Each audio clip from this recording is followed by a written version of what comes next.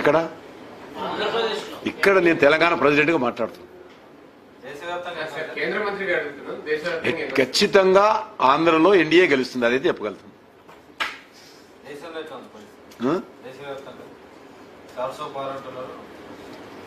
తప్పకుండా, ఎందుకుండదు?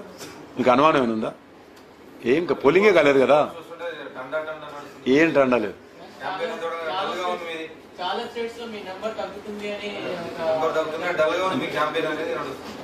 సరే, ఇంకెవరి క్యాంపెయిన్ బాగుందో మరి అది చెప్పరాదు. ఎవరి క్యాంపెయిన్ ఎక్కువ ఉందో బాగుంది చెప్పు. రాహుల్ గాంధీ క్యాంపెయిన్ బాగుందా? ఎవరి క్యాంపెయిన్ బాగుంది? మాది లేదనుకో, ఒప్పుకుంటా. ఎవరి క్యాంపెయిన్ బాగుంది? మేము ఖచ్చితంగా ఎన్డీఏ గెలుస్తాం 100%. ఏపీలో నేను అనేది చెప్పలేదు, కానీ నేను కాన్స్టిట్యున్సీ కూడా తిరగలేదు. నేను నా దగ్గర కూడా డబుల్ డీజ్ అంటుండే నెంబర్ చెప్పడం లేదు.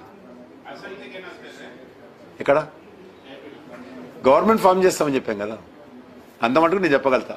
నాకు వస్తున్నటువంటి సమాచారం, మీలాంటి వాళ్ళ దగ్గర వచ్చినటువంటి వివరాలు, మా పార్టీ సోర్సెస్ ద్వారా వచ్చినటువంటి వివరాల ప్రకారం, పత్రికలు వస్తున్నటువంటిది, అక్కడ జరుగుతున్నటువంటి రాజకీయమైనటువంటి పరిస్థితులను బట్టి చాలా స్పష్టంగా చెప్పగలుగుతాము. అక్కడ ఎన్డీఏ భాగస్వామ్య పార్టీలు గెలవబోతున్నాయని.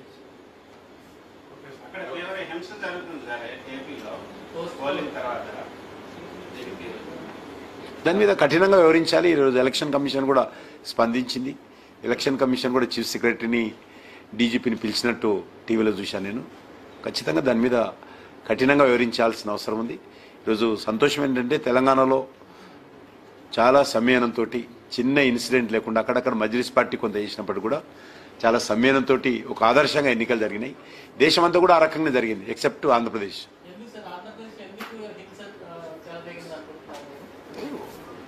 నిరాశ నిస్పృహలు ఉండొచ్చు, పట్టుదల ఉండొచ్చు రెండు పార్టీల మధ్యలో, అక్కడక్కడ అభ్యర్థుల మధ్యలో ఉంటాయి. అది కొద్దిగా ఫ్యాక్షన్ ఏరియాస్ కొన్ని గుంటూరు అటువంటి ఉన్నాయి కాబట్టి, రాయలసీమలో ప్రశాంతంగా జరిగాయని గుంటూరు దాంట్లో ఫ్యాక్షన్ ఏరియాలో జరుగుతున్నట్టు వార్తలు వస్తున్నాయి. నాకేం డైరెక్ట్ ఇన్ఫర్మేషన్ లేదు అక్కడ. ఖచ్చితంగా వాళ్ళు అడుగుతున్నారు కదా, అందుకే ఇన్ఫర్మేషన్.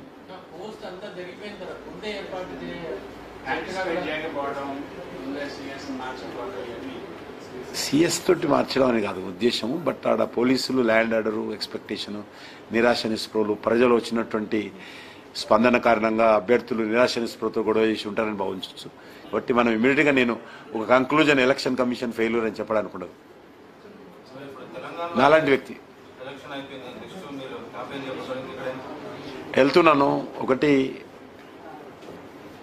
ప్రధానమంత్రి గారి కాన్స్టిట్యున్సీకి రమ్మని ఆదేశాలు వచ్చాయి, తప్పకుండా అక్కడ కూడా వెళ్తాను కొన్ని రోజులు. 2-3 days విడ్రాల్స్ ఇంకా కాలేదు కదా, విడ్రాల్స్ అయినాక 17 కానీ 18 కానీ రావాలని చెప్పారు.